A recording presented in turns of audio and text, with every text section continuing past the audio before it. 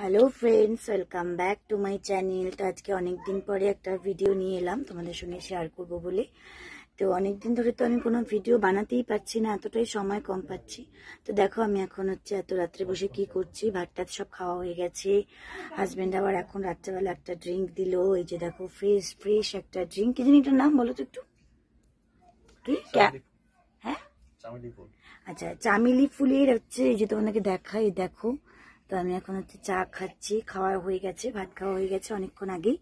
তো ভাবলাম বসে আজকে একটা ছোট্ট ভিডিও তোমাদের সঙ্গে শেয়ার করি বানিয়ে। অনেকদিন ধরে বানাতেও পারছি না, সস দিচ্ছি।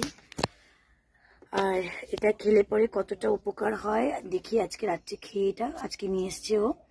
এটা খুব উপকারী একটা ড্রিঙ্ক। এটা চিনি ছাড়াই আছে। এটাতে কি কি উপকার হয় একটু বলো।